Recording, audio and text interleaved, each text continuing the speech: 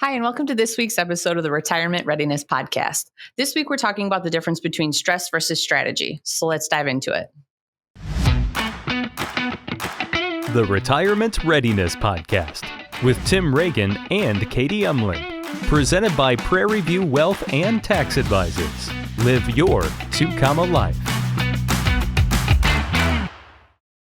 So we're talking about stress versus strategy just in general life, Well, or of course, like that, we have 20 minutes. We're gonna cover it. Like we'll get it done. Just in every aspect. Yeah, yeah. Well, I think what happens is so often you see people that, and we talk about this a lot, right? It's all part of that 2-comma life conversation that we're having, where we want people living in freedom and flexibility and abundance and those things. And what happens a lot of times is we just let life happen and we aren't intentional with what we're doing. And that can create a lot of stress, where if we just took a pause, took a step back and added some strategy to what we were doing, sometimes not only does it help us be more successful, it can also along the way alleviate a ton of stress, especially when we get to like your money stuff. Well, and I always think about, it's the thing you are avoiding that is causing the most stress, that if you would have just confronted it head on, it's not as bad. The giant is never as never. Well, and that's like, I call it like define the monster. Right. Exactly. Right.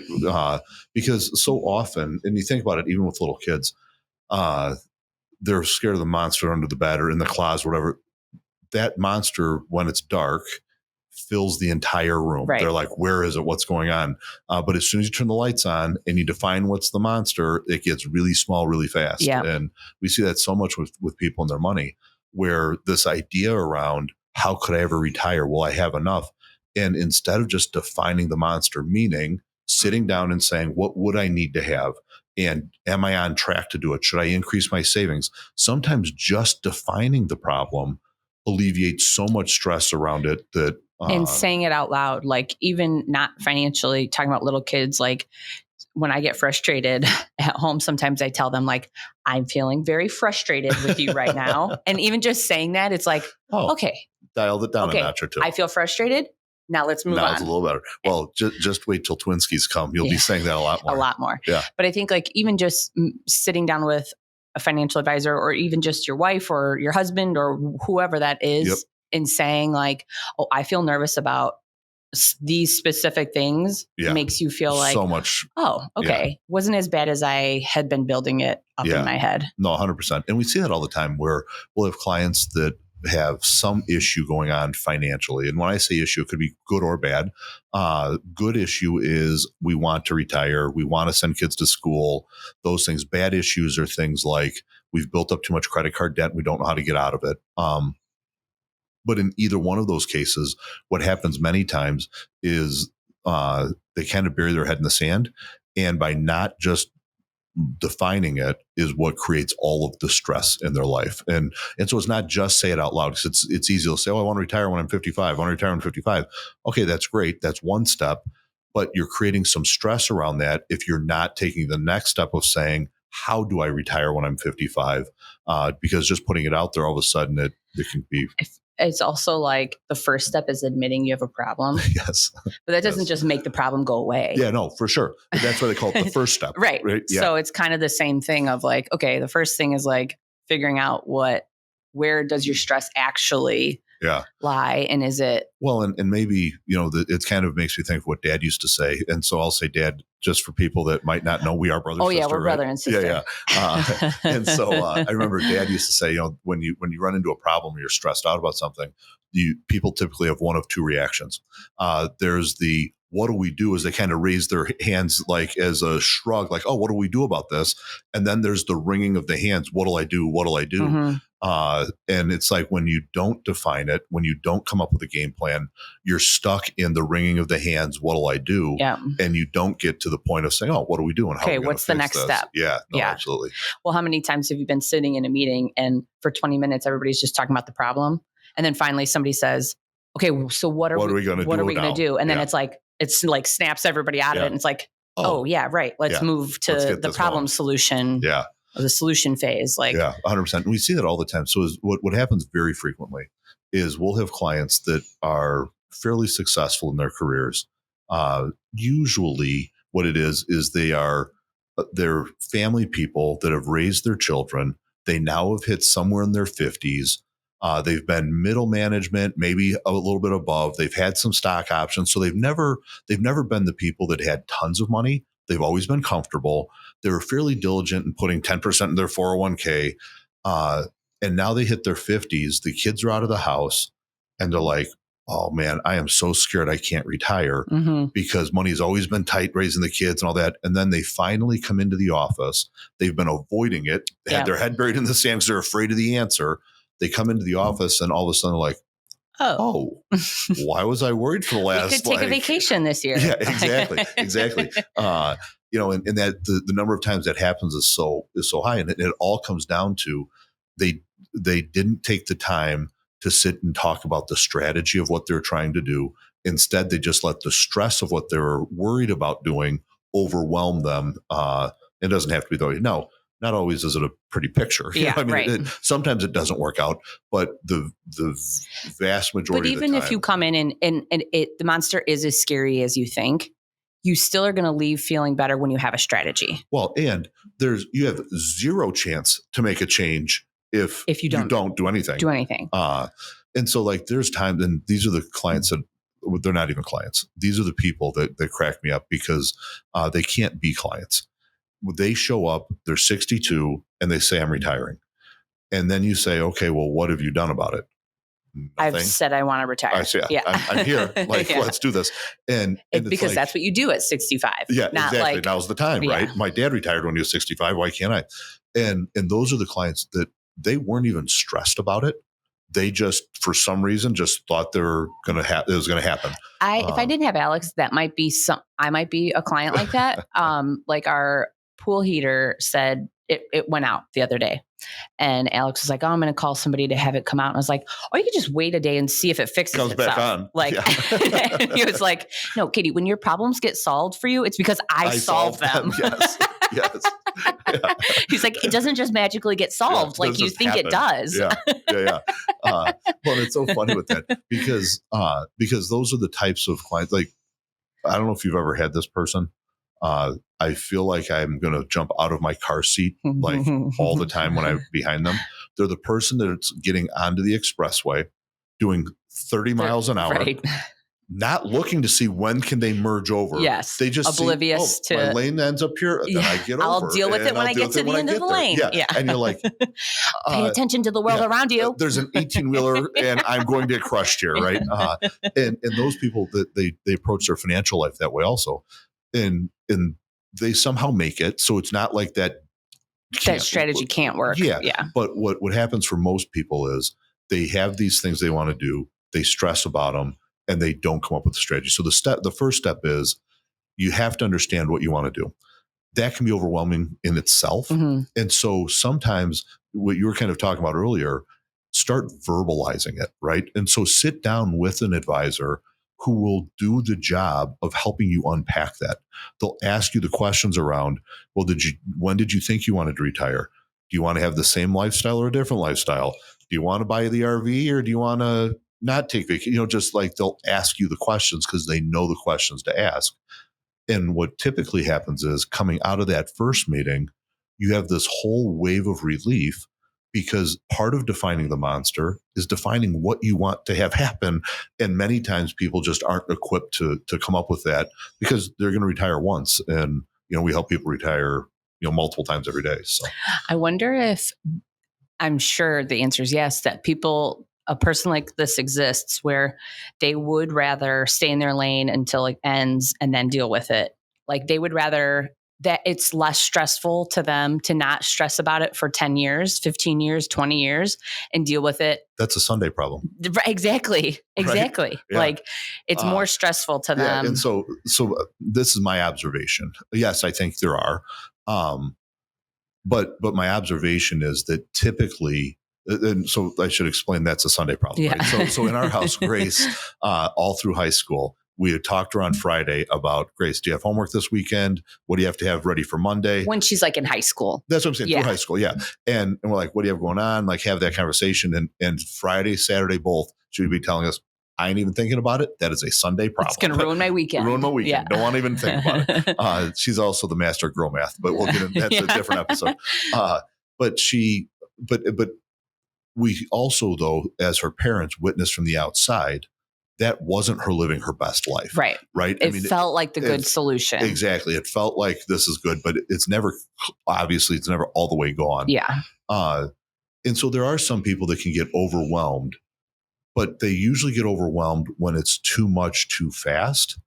And it's only compounding the problem because when you put it off till that point, it all has to happen all at once. Yeah. And so the balancing act there is saying we don't have to cover everything all at once, but we can take small steps along the way and get you ready to where it's not overwhelming and it's not as stressful. It reminds me of, I saw something that said, there's the type of people that need to get all of their chores done before they can relax. Yep. And there's the type of people that need to relax before they can get all their chores done. And they usually marry each other. Yes.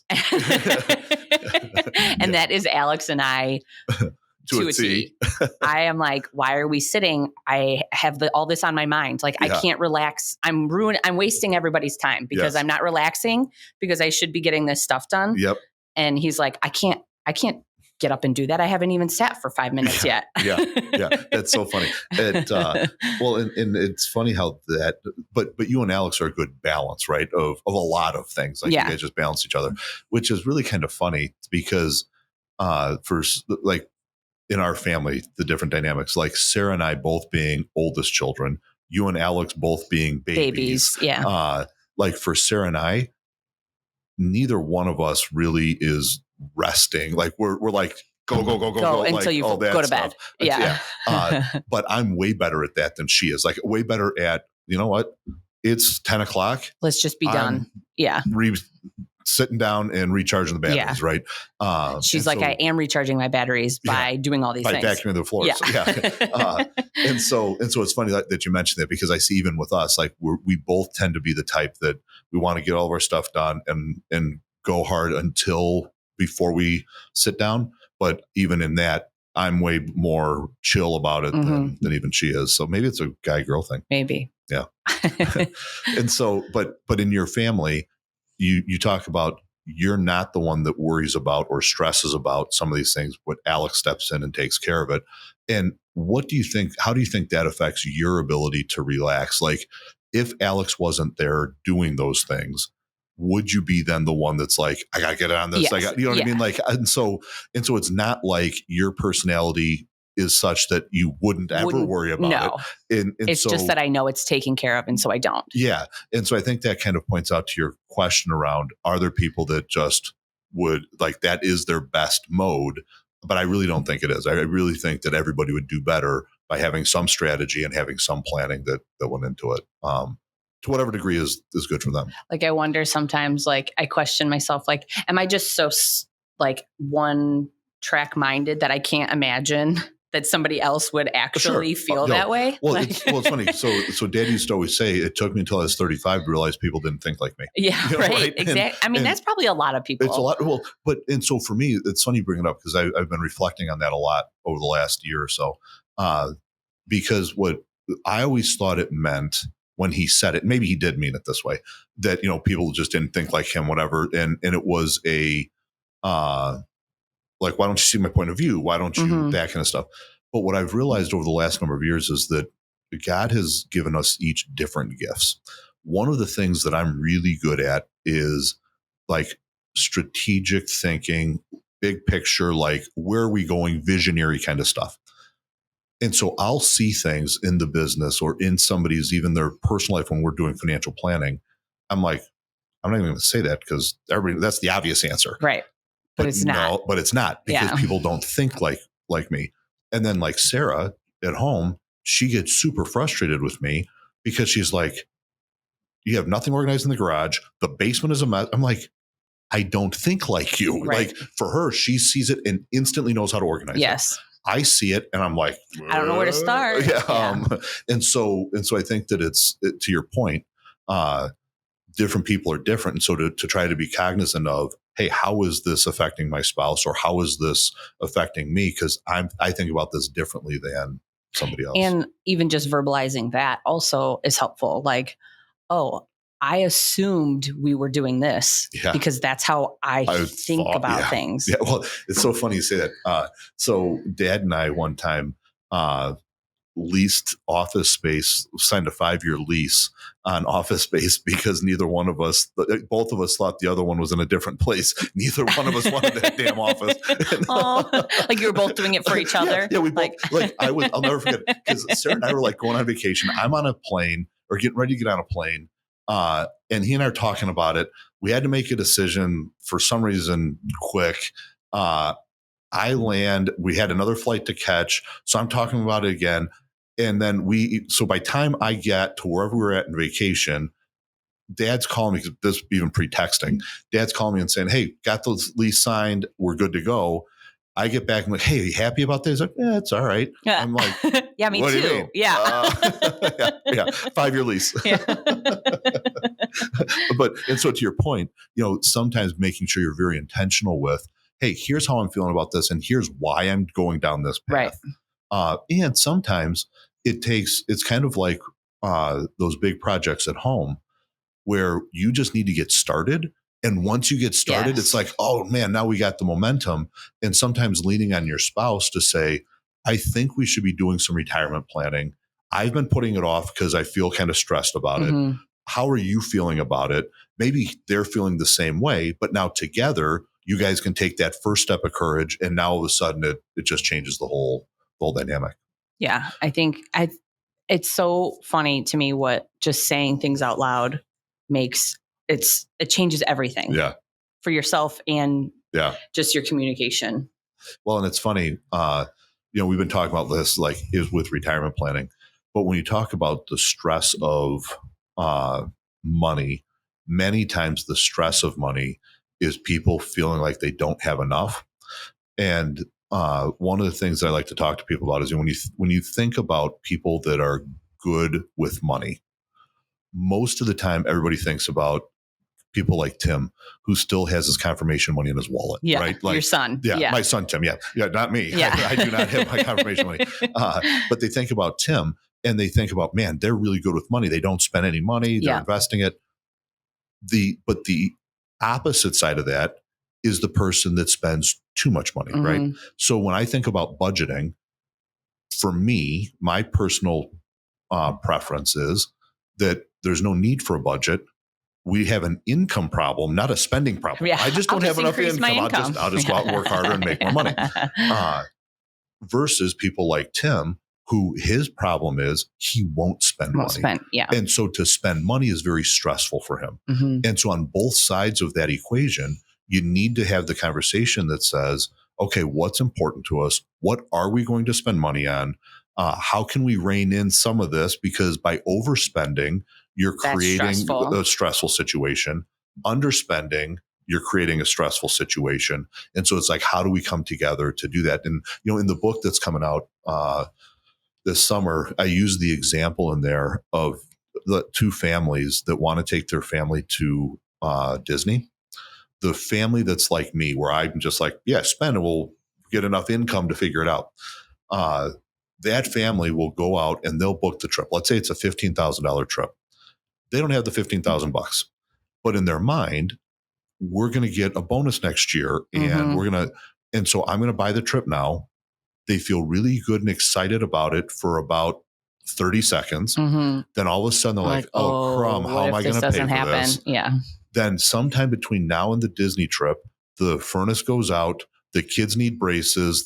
So the bonus money has been spent. Right. And then they're in Disney. And they're telling the kids, they stress every time the kids want Mickey ears or an ice cream cone because they don't have the money for it. And now they're going to take that vacation and pay on it for the next 20 years because it's on a credit card and they have to pay it off. The other family that is tight with money would want to take their kids to the same trip, but they would say, let's wait till we get like 75 grand in our savings. Then we'll do it. The thought of doing it would stress them out.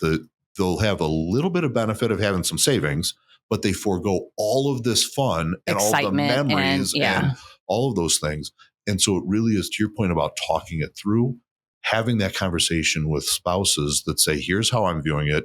Here's how you're viewing it. What do we together want to do? And how do we balance that out? Because it has to be a balance of the two.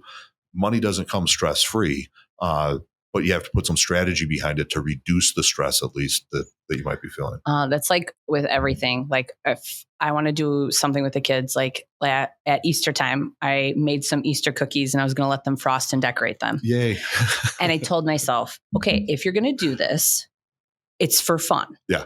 So you cannot be saying, don't get those sprinkles on the floor. Don't get those sprinkles on the table. Like if you're going to be like that, then don't do it. Don't even do it. Like this is supposed to be fun. Yes. So I had to like talk myself into it and say like, you will clean up later. Yep. It is going to be a mess. It will be fine. But if you're going to be like that, then just don't do it. Yeah. Because but that's not the point. Exactly. But we had to strategize that. Yes. Otherwise it would have been a high stress situation, right? And I had to like be honest with myself ahead of time. Like, hey, you're not great in this situation. Yeah. So if you want your kids to have this memory, you have to act this way. Yeah. And if you're not okay acting that way, don't do it. Don't do it. Yeah. Yes. Know thyself. Yeah. That's funny. So I have to like, and I feel like it's a silly example, but it's the same thing. Where if you're going to take your kids on this trip, like don't be the parent that's saying the whole time, we can't afford that. Yeah. Like if you're going to take the trip, take the trip. Take the trip. Well, and to that point, right, it's in kind of know thyself. It's working through and saying, how much less stress then did you have having pre-thought about, this is what I'm getting into, and then going to do it. Kind of like your whole thing, even if you just verbalize it, even if you just, just by thinking it through. And that's all part of how do we live this intentional life? Sit down for a moment and say, what are we trying to accomplish with this? How are we going to do that? I think about it a lot where, like in our house, we've got this really fun, crazy, terrible, all at the same time, like life stage where you spend most of the year with not a lot of people home. And then you spend small parts of the year with lots of people home. And some of the stresses that go with that. And I just think for us, we have to remind ourselves, yes, when we're here alone, we can keep the house just how we want it. But yet when everybody's here, it's going to be different. And that creates stress. But our priority is we want the kids to be around. We want to spend time with them. We want to do those things. So we have to give up a little over here in order to make sure that the priority or the focus is there. Yeah. And it's the exact same with your money, right? It's looking and saying, I want to be able to go to the store and buy whatever I want. Or I want to just splurge and go on the big trip. That's what I want. However, I also want, and what's very important to me is to send the kids to college and for me to go on to retire. And so maybe I need to forego and have a little bit of pain here so I can save up and have these other things, because the bigger overriding objective is to be able to do these other things. Right. So stress versus strategy. We, in so many different ways, like this comes about in our life because the twin skis are coming soon, and Dylan and Quinny both have, if I'm home, they want to be with mom. Yes. And the more you try to say, no, go outside with dad, mom's staying inside, the harder they push back. Yep. And it's just this. So our current strategy is we're making a list to put on the refrigerator of things that they get excited to do with dad only. Yeah. So in those situations when I need 10 minutes to feed the babies or I need 10 minutes to shower and they cannot be next to me, that we say, look at the fridge, it's right there, and say, let's go play with the leaf blower. Yeah, let's go do it. Well, don't worry. Once the kids get a little older and they realize that life with dad is way more fun. Way more fun. Way more fun.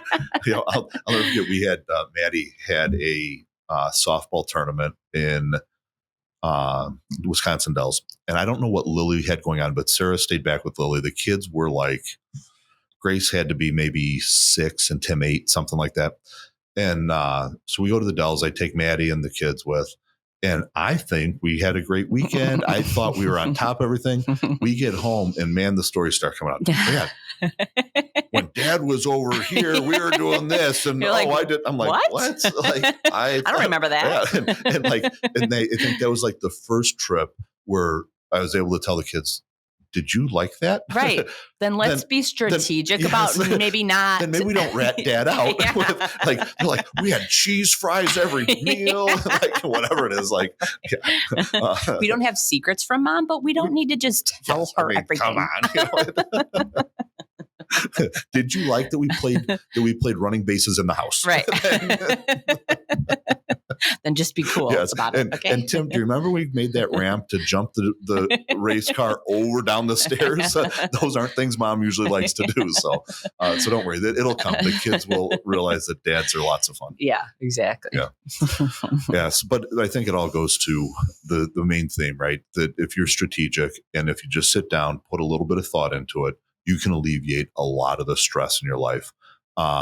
Everything from, like we talked about, with debt management to retirement planning, money stuff, to how am I going to help the kids decorate Easter cookies, all the way to should I eat Easter cookies because I'm trying to lose 15 pounds and I'm not losing 15 pounds because I want to, maybe you're doing it because you want to look great, but I'm doing it because I want to water ski with my grandkids when I'm 90. It's like finding the balance of like big picture versus like everyday decisions. Yep. Like, okay, what's our end goal here? Yeah. And these small choices add up to it. How do I stack up the small decisions to lead to the big ones? And it's crazy. One of the examples I like to use, and I think I've used it even on the podcast before, I got into this habit where I'd come home and I'd have dinner and I'd have a Chips Ahoy cookie after dinner. That's okay. But then it turned into, I came home Two Chips and Ahoy I had cookies. a Chips Ahoy before dinner and a Chips Ahoy after. Then it was before, after, and a Reese peanut butter cup. Yeah. So I sat down, I looked at it, and I'll have to look at my math again, but I believe it was about 260 calories that having two cookies and a Reese's peanut butter cup added. That's crazy. Now you look at me, I'm a pretty big guy. First, to think that it's 260 calories for those three things. But then you think, for a guy my size, that's not a whole lot. But when you think about it, it's about 3,500 calories equals a pound.